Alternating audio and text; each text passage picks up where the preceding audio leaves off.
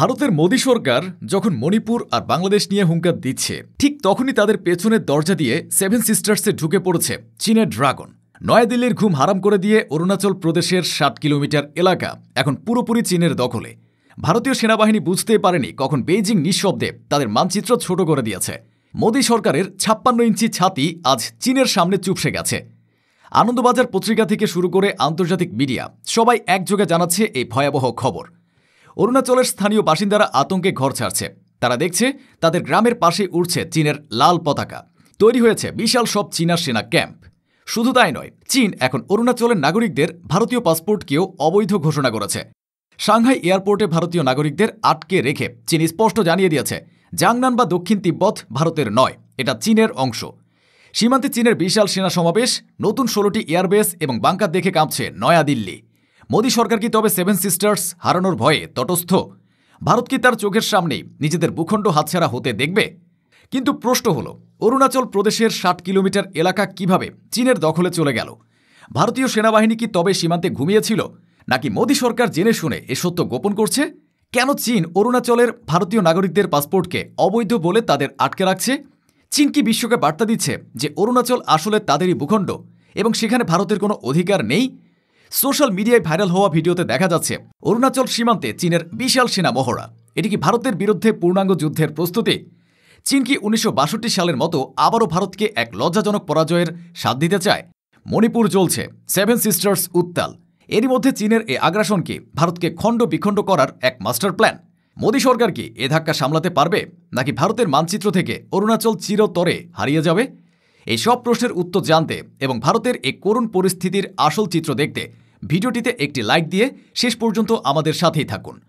চলুন পর্দার আড়ালের সত্যটা জেনে নেওয়া যাক। খবরটি প্রথমে বিশ্বাস করতে চায়নি অনেকে, কিন্তু সত্য কখনো চাপা থাকে না। ভারতীয় গণমাধ্যম আনন্দবাজার পত্রিকা এবং ইন্ডিয়া টুডের রিপোর্টে উঠে এসেছে এক চাঞ্চল্যকর তথ্য। অরুণাচল প্রদেশের অঞ্জ জেলার কাপাপু এলাকায় চীনের PLA বাহিনী ঢুকে পড়েছে।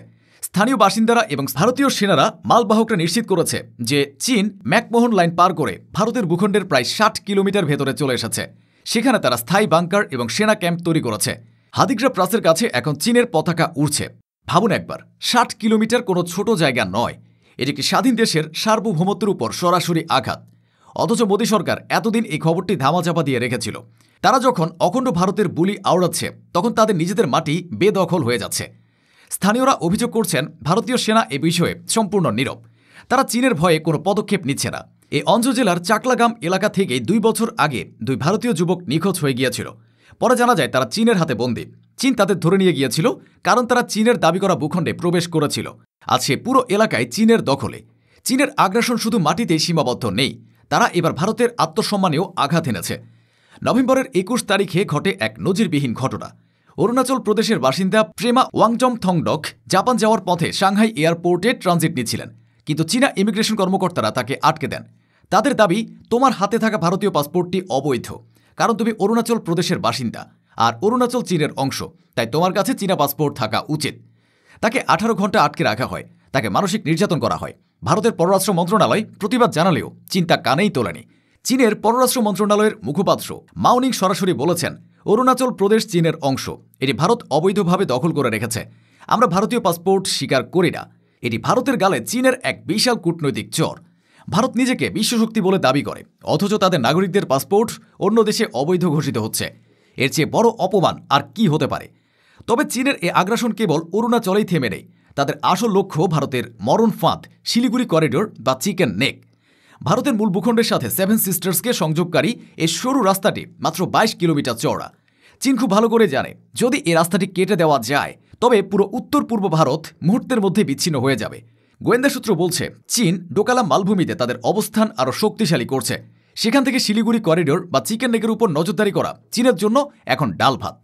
অরুণাচলের ৬০ কিলোমিটার দখল করার মাধ্যমে চীন আসলে ভারতকে ২ দিক থেকে ঘিরে ফেলার ছক কষেছে। একদিক থেকে অরুণাচল দিয়ে চাপ দেওয়া হচ্ছে, অন্যদিকে ভুটান সীমান্ত দিয়ে চিকেন নেকের দিকে এগোনোর প্রস্তুতি চলছে। ভারত পরিস্থিতি সামাল দিতে সীমান্তে ব্রহ্মস মিসাইল এবং S-400 মোতায়েন করার কথা বলেছিল।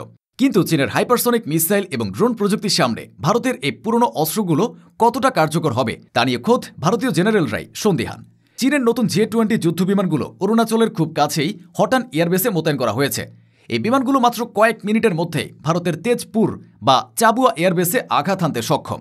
অন্যদিকে ভারত সীমান্তে রাস্তাঘাট বা ইনফ্রাস্ট্রাকচার তৈরিতে চীনের চেয়ে অন্তত 10 বছর পিছিয়ে আছে। চীন যেখানে হিমালয়ের দুর্গম এলাকায় বুলেট ট্রেন এবং হাইওয়ে তৈরি করে ফেলেছে, সেখানে ভারতীয় সেনারা এখন পায়ে হেঁটে সীমান্তে টহল দেয়। এই লজিস্টিক ব্যর্থতায় ভারতের পরাজয়ের সবচেয়ে বড় কারণ হতে পারে। মোদী সরকার ঢাকঢোল পিটিয়ে যতই উন্নয়নের কথা বলুক, বাস্তবতা হলো চীনের সামরিক ইনফ্রাস্ট্রাকচারের সামনে ভারতের প্রস্তুতি নিতান্তই হাস্যকর। চিকেন নেক যদি একবার চীনের দখলে চলে যায়, তবে সেভেন সিস্টার্সকে ভারতের মানচিত্র থেকে মুছে ফেলতে চীনের মাত্র 24 ঘণ্টায় যথেষ্ট। চীনের এ পদক্ষেপগুলো কোনো বিচ্ছিন্ন ঘটনা নয়। স্যাটেলাইট ইমেজে দেখা যাচ্ছে গত 1 বছরে চীন অরুণাচল সীমান্তের উপর ব্যাপক সামরিক প্রস্তুতি নিয়েছে। তারা 16টি নতুন এয়ারবেস এবং এয়ারক্রাফট শেল্টার তৈরি করেছে। সেখানে চীনের অত্যাধুনিক J-20 যুদ্ধবিমান মোতায়েন করা হয়েছে। সীমান্তের খুব কাছে তৈরি হয়েছে নতুন নতুন গ্রাম, যেগুলো আসলে ছদ্মবেশী সেনা ঘাঁটি। সোশ্যাল মিডিয়ায় ভাইরাল হওয়া একটি ভিডিওতে দেখা গেছে চীনের PL বাহিনী অরুণাচল সীমান্তের কাছে বিশাল সমরাস্ত্র মহড়া চালাচ্ছে।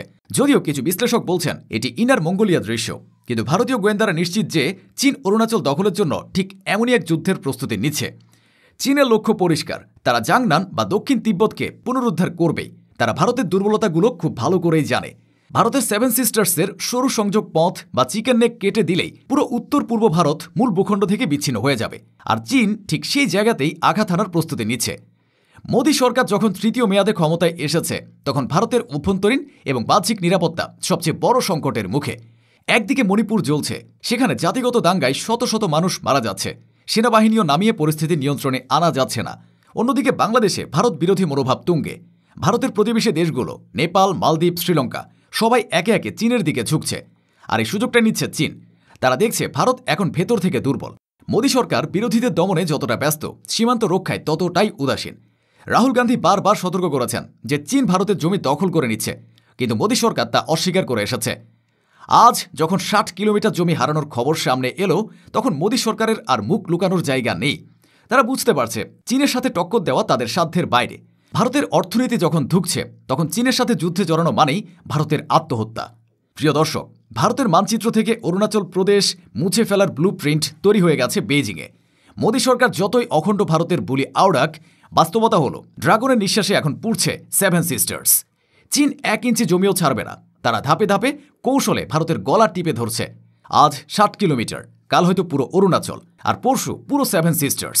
ভারত হয়তো তাকিয়ে তাকিয়ে তাদের ভূখণ্ড হারাতে দেখবে, কিন্তু কিছু করার ক্ষমতা তাদের থাকবে না। কারণ বাঘের সাথে বিড়ালের লড়াইয়ের ফলাফল কি হয় তা সবারই জানা। আপনারা কি মনে করেন, ভারত কি পারবে চীনের কবল থেকে অরুণাচলকে বাঁচাতে, নাকি সেভেন সিস্টার্স অচিরেই চীনের অংশ হয়ে যাবে? কমেন্টে আপনার মূল্যবান মতামত জানাবেন। ভিডিওটি ভালো লাগলে লাইক দিন এবং শেয়ার করে বিশ্বকে জানিয়ে দিন ভারতের এই করুণ পরিণতির কথা। দেখা হবে পরবর্তী ভিডিওতে। ধন্যবাদ।